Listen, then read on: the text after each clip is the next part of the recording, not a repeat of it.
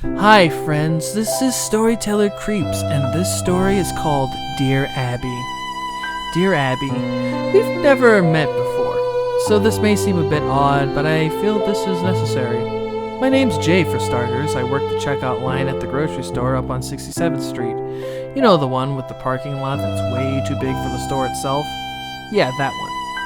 I'm 24, fairly tall, and have a rather scraggly appearance.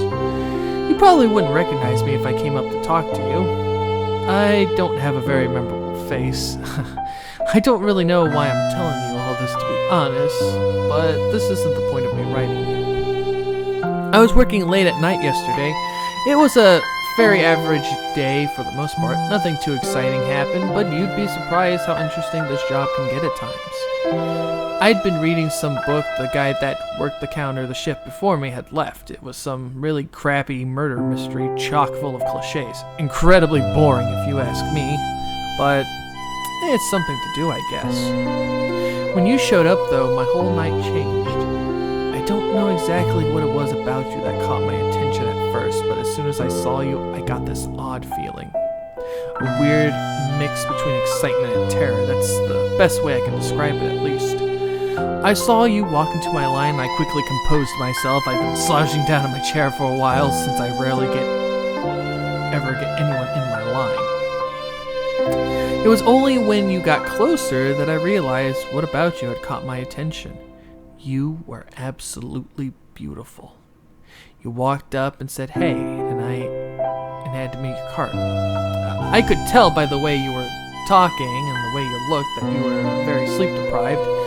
Though this wasn't surprising considering how late it was. After a second or two of awkward silence, I realized that you'd greeted me. I suddenly forced out a hi in response. I cursed myself out mentally for that one. I sat there for a second, trying to focus. What's your name? I said. It's only later I realized how odd this must have seemed. What kind of grocery bag guy asks what someone's name is? I'm glad I did, though. I remember you said you were named Abigail, but you go by Abby for short. Abby. It seemed to fit so perfectly. The name seemed to roll off my tongue as I said it back to myself silently. It was like sweet honey. It just felt good as I said it. You seemed to be perplexed when I looked back at you, and I wondered if I'd done something to upset you. Shouldn't you be packing those? You said, and pointed to your groceries. Suddenly shocked and embarrassed, I picked them up and apologized and clumsily started shoving groceries into bags as fast as I could. I couldn't believe myself. How stupid could I be? But when I looked up, I realized you were laughing. You're kinda cute, you said. I tried to play it off cool, but I was obviously thrilled a girl like this thought I was cute. You are too, I said as I hastily packed the rest of the groceries. As you walked out, you turned around as you reached the door and said, "Have a good night." I'm guessing I looked pretty stupid writing all this down. You probably still remember it. I mean, it did just happen yesterday, but I went home ecstatic that night and with all the confidence in the world. I felt like it was almost unreal writing it back there. Anyways, I wanted to write you this letter, Abby, to tell you that I love you. I don't know what it was I felt that night. It was some weird mix of emotions. But all I know is that even in that small little transaction we had, I felt as if there was something between us. Please, write me back soon. Sincerely, Jay. Dear Abby, it's been a while since I sent my last letter, and I still haven't gotten a response. But that doesn't matter. How have you been? My life's been just as normal as usual. Get up, go to work, go to bed. I live in a really shitty apartment, but I guess that's what you get when you work as a grocery bagger. I've thought about you a lot lately, and I sometimes wonder if you still remember me. I saw you again today at work. This time it was at a more reasonable hour, thankfully. I didn't want to bother you to see if you'd approach me on your own. You came to my line again, which made me absolutely thrilled. This time I was less nervous, and I was going to act normal no matter what you said or did. I wasn't going to let a girl like you slip through my fingers. As you walked up, you muttered something that was too quiet for me to make out, and waited at the end of the counter for me to finish packing your groceries. This obviously wasn't what I expected, but it wasn't all too bad. You didn't seem to feel anything at all, actually. I was expecting you to either come up and talk to me or avoid me like the plague, but instead you just walked on through as if I was another stranger. This makes me wonder if you got my last letter. You should check your mailbox more often. There was one moment where I felt something, though. I looked over briefly to see what you were doing, and at the same time, you seemed to look up at me to see how far along I was. Right then, our eyes locked, only for a second or two, but in those 2 seconds, I saw so much more in you than I had seen last time. I felt as if I'd known you for years, like I knew all your intricate feelings and emotions. Did you feel anything like that with me? Shortly after I'd finished packing your bags, you paid to walk out. Obviously, this was a pretty normal process for me, considering I'd do it about 50 times every day, but I had been determined since the night I wrote you that letter that the next time I saw you, I was going to get more out of it. I kind of screwed that one up. I wasn't satisfied with it. I had to have more. There's a little room in the very back left corner of the grocery store designated for staff. In there, though, I knew they kept all the security footage from the day. All staff are informed of this and the security camera's locations when they're hired. Luckily for me, there's one positioned right next to my counter. I waited until the store closed up and everybody left, and then I went in. After flipping through a few of the TV screens, I found the one that was connected to the camera by my counter. I rewinded it until about when I remember you coming in. After a few minutes of scanning, I'd found it. There you were. I paused on the best still shot I could find. I knew the camera wouldn't do you justice, but it was the best I could have for now. Having a longer look at you, I realized how truly perfect you were. Every feature of your body, your hair, your face, your legs, your chest was just perfection. I rewinded the tape to when you first came up to my line a few times. I couldn't help myself. My eyes were glued to the screen. After a few minutes of consideration, I popped out the tape and shoved it in my pocket. And then drove home. I knew I wasn't allowed to. I could very well be fired for taking such actions, but I couldn't help myself. I had to have you with me at all times, even if it means me losing my job. Abby, I love you. I love you. I love everything about you. I think about you constantly now. Do you feel the same way about me, Abby? I just want us to be together forever. Right back soon. Yours truly, Jay. Dear Abby, it's been 3 days and I still haven't gotten a reply. Why don't you want to talk to me? I'm still unsure if you got my last 2 letters. Please tell me if you have. So I got fired from my job. They found the missing tape. I got a call from the store owner, my boss, at 6 a.m. on Monday and was told to come in immediately. They were having a mandatory all-staff meeting when I got there. All the staff was gathered around a small table with the owner at the head of it. Once everyone had arrived, he told us that apparently there had been a minor robbery yesterday. They had about $200 worth of stuff taken from them, and the one tape that would have shown who was the culprit was the one I had taken. Just my luck. He told us that no one was going to leave the room until someone confessed. After a few minutes, I finally gave in. I told him everything about how I felt as if me and you had some kind of connection. After explaining the whole story, the entire room was staring wide-eyed at me. After I finished, I sat there in silence for several seconds. Suddenly, the store owner broke the tension. Jay, you're fired. Get out of here now and don't come back, he said. I did as I was told and got out of there as fast as I could. That stupid prick is always treating me like shit. He's been on my case since the day I got the job. I swear he's just been waiting for me to do one little thing that could justify firing me. And the one time I slip up, he finds out. Why didn't he understand though? Doesn't he get that you and me are meant for each other? Any rational man would have understood. Anyone put in my situation would have done that, right? I've been searching you up a lot lately with no job. I have all the time in the world to spend learning about you.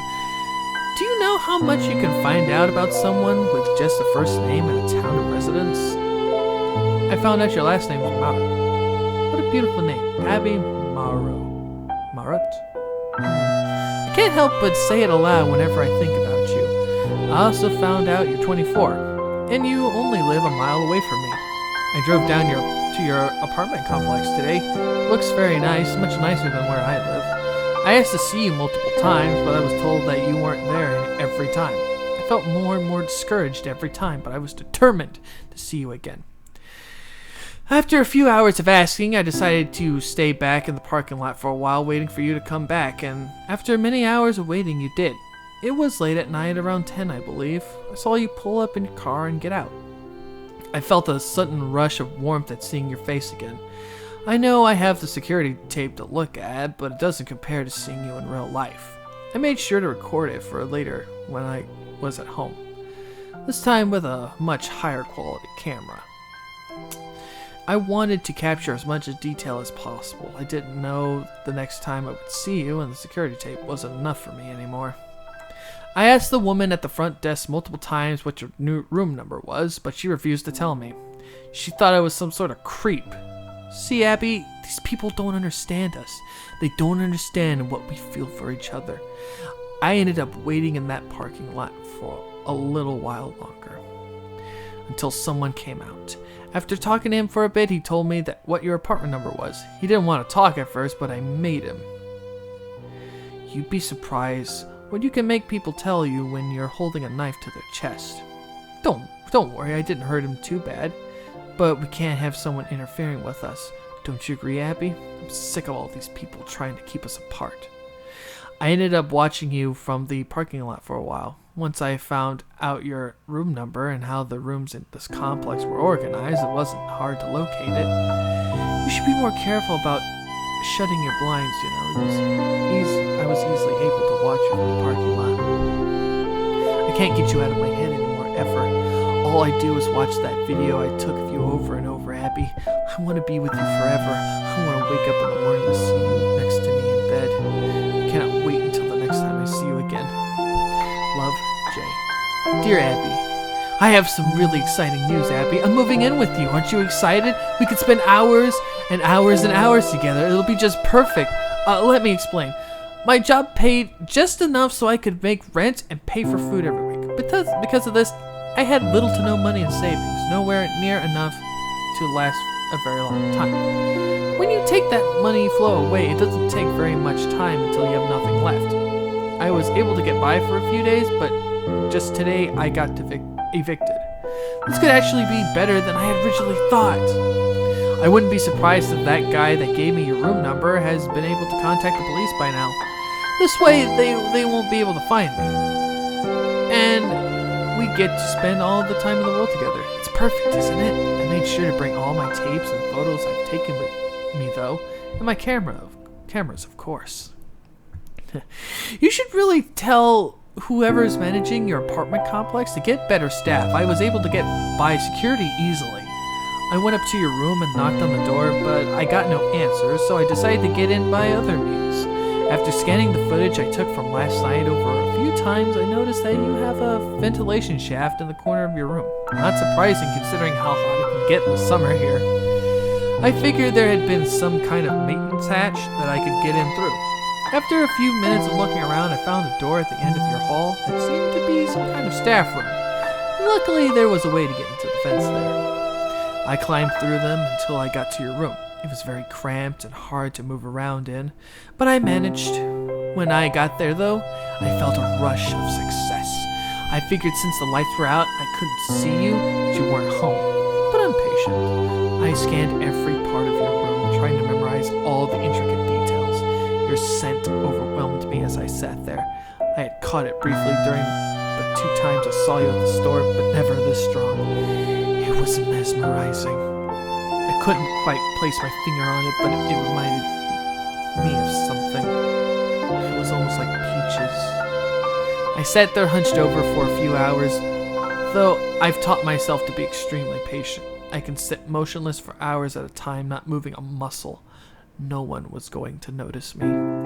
Then you finally got home. I felt a wide smile form on my face the second I heard the door open. There you were, my love.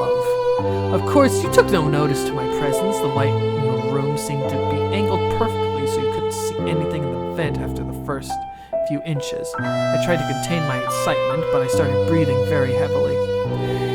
I tried to cover it up as best I could, but it was hard. You suddenly looked right at the vent. I went completely silent. After a few seconds, though, you seemed to lose interest. This made me smile. This was the perfect spot. I could tell I had startled you, though. All throughout the night, you were turning over in your sleep to look at the vent. People seem to have a sense for when they're being watched. It can send them into complete panic. Don't try to fake it, Abby. I can tell when someone's awake. When someone's truly scared, sleep becomes impossible. Why are you so scared anyways? It's just me. Why would I scare you? You do love me, right? You know I love you. I'm looking forward to spending every day with you now, Abby. Right back if you can. Love, Jay. Dear Abby, I saw you wake up this morning. I didn't sleep a wink last night. You were too enthralling. I spent the whole night watching you.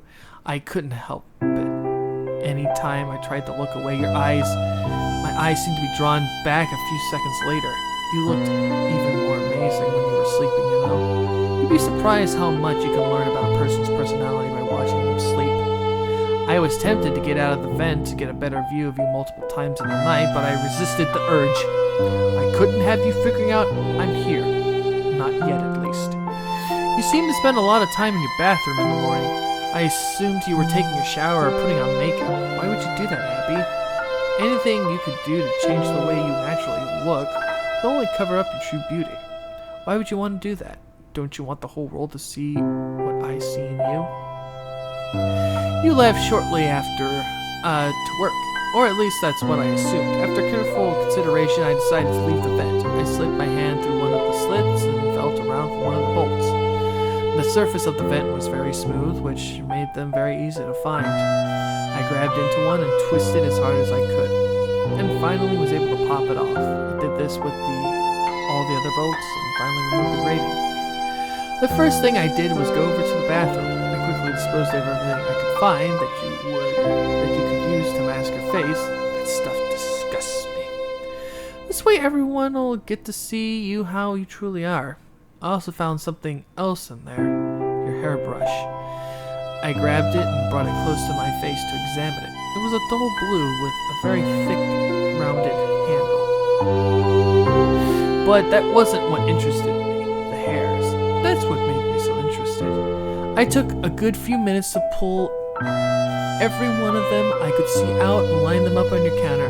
I counted them. I'd gotten 59. This pleased me greatly. I quickly scooped them up and put them in my pocket. I spent the rest of the day going through your stuff to learn more about you, your interests and such. I take it you're a big movie fan, Abby. I found your collection in the back of your closet. I have to say it was quite impressive. I found something else in there that made me mad. A picture of you with another man. It disgusted me just looking at him, holding you like he owned you. I'm the only one that can have you, Abby. No one else. At about 8:30, I considered starting to get back into the vent, since that's usually about when you get back from work. Then I had another idea. I looked at your bed. The blankets hung low enough to the floor that you couldn't see me underneath the bed unless they were lifted up. I first screwed the vent grating back on and slowly slid under with a smile on my face and waited for you to get home. When you finally came in, you looked completely pale, and I noticed someone else came in behind you. They were talking to you about hearing noises coming from your room throughout the day. I mentally yelled at myself. I would need to be more careful from now on. Going under the bed had been a good idea though, since obviously your first thought was to check the vent. You thanked the person and they left. Finally, you and I were alone. I sat there in silence until you went to bed.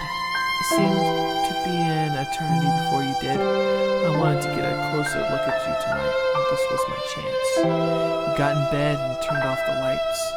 I was cautious, though. I waited for hours to make sure you were asleep, and when I was sure you were, I slowly slid out from under the bed.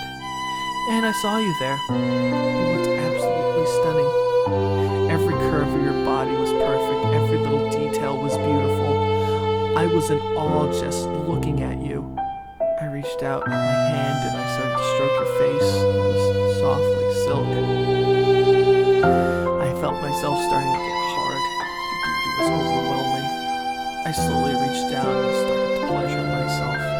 I tried to control myself out of worry of waking up, but I couldn't help it. I felt pure ecstasy. Everything about you was perfect. Suddenly you seemed to turn and start to wake up. Horrified, I quickly slid back under the bed, trying to be as quiet as possible. A few seconds, I saw you get out of bed and look around. I could sense your fear, even without looking at you. You should feel calm with me around you, Abby. I'll protect you, Abby. No one will ever touch you but me. I'd kill someone for you, Abby. I made sure to pay attention today. You didn't bring in my letter from yesterday or any mail at all. You must not check your mailbox.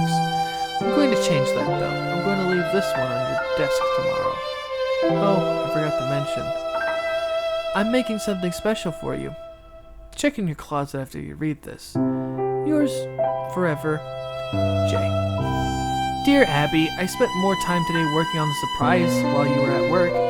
You're really gonna love it, Abby. I put a lot of work into it, you know? I spent a few hours today putting the finishing touches on it, and I think it's finally ready for you to see. You got home at about 8:30 again and saw the letter on your desk almost immediately. I started to smile as I saw you open it, waiting to see your reaction. It was really quite interesting watching your face. I could see all your different emotions and thoughts. You seemed to be confused at first, then shocked, then horrified. You started to shake violently, and I saw that you were starting to cry. Don't you like me, Abby? Why were you crying? Don't you love me? Don't you love me, Abby? Everything after that was a blur. You looked over to the closet while still sobbing. You seemed to be contemplating whether to open it or not. Instead, you ran past it and out the door. When you came back, you had all my letters in your hand and started going through them. At some point, you seemed to break down and curl up on the floor, tears still rolling down your face. I could tell you were desperately trying to say something, anything, but you were paralyzed in fear. After about 10 minutes, I saw you look under your bed, in the vent, anywhere I could be. You see, though, Abby, I'm smarter than you. I knew you'd look in those places. I found a better place after I finished your surprise. You'll never find me here. No one will. Isn't it great? I can watch you forever and ever, and there's nothing you or anyone else can do about it. You hadn't found your surprise yet, though, Abby, and I could tell you were still thinking about it. I saw you look over to your closet. I knew you wanted to open it, but at the same time you were nervous. What was going to be in it? What would you find? This couldn't last forever, though. You and I both knew that. I watched you slowly walk over to your closet, fumbling with the handle, trying to get a firm grasp on it. Suddenly, you flung the doors open and saw it. It was a scrapbook of me and you. I saw you flipping through the pages. You seemed to be shocked. Do you not like it, Abby? I got pictures of you and I when you weren't looking. The pictures of you sleeping, pictures of you at your computer. I'd scattered the hairs I collected throughout it, along with pictures of couples together, of course with our faces on them though. I got that picture of you with the other guy and put it at the very back, except I didn't leave it like it normally was. I scratched that little prick's face off. I hate him so much. If I knew who he was, I would hunt him down and make him suffer. Don't you get it, Abby? No one can have you but me. Me and you are meant for each other. No one else.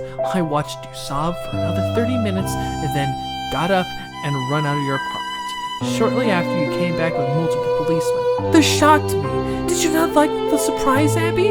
Why would you bring these men into our room? They'll never find where I am, but if they did, it could ruin everything.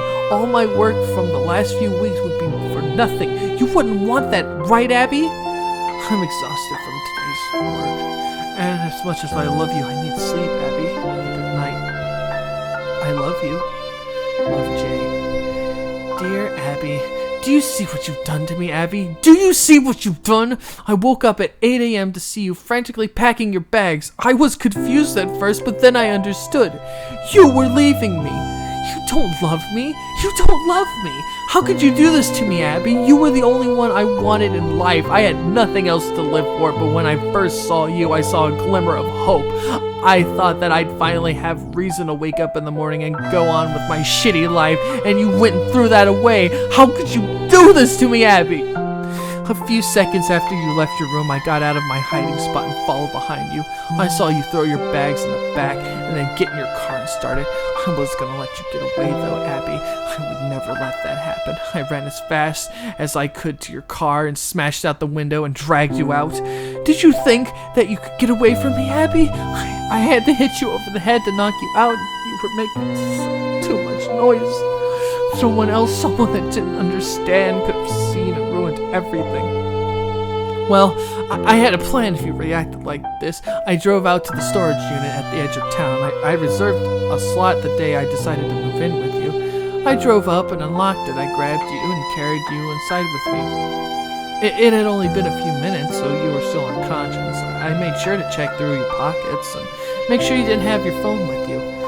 I set you down at the very back of the small room, and then I got in and lowered the door. I called the owner of the storage unit and told him that I had visited my lot the other day and forgotten to lock it. Asked him if he could mind locking it for me. Of course, he said. Yes, and I hung up. I then threw the phone on the ground and stomped on it to make sure that it would never work again. Shortly later, I heard the owner come up and unlock the door.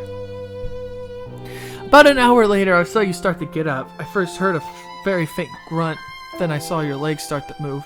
Shortly after, you were fully awake. When I saw your face, you started to scream, which then subsided to a whine and then to a whimper. That's when you saw it.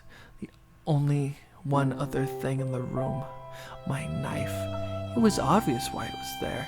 And after a second or two of realization, you jumped and grabbed it. I looked you dead in the eyes and said, Abby, I love you. And then I felt the searing pain of the knife being driven into my side. I felt it being pulled out and jabbed back in with great force. I could feel it go, and each time like a fire burning a hole through my chest. I fell to the floor, laughing while coughing up blood. I saw you back away, trembling, and sit back down in the corner. And now, as I sit here in a puddle of my own blood writing this, I wonder how you'll get out. Will you use the knife to take your own life? Or will you let starvation take you? Either way, we'll be together in death, Abby.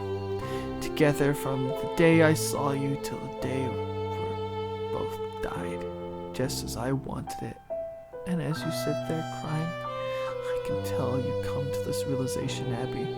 This is all I ever wanted, and for that I have to say thank you. Love, Jay.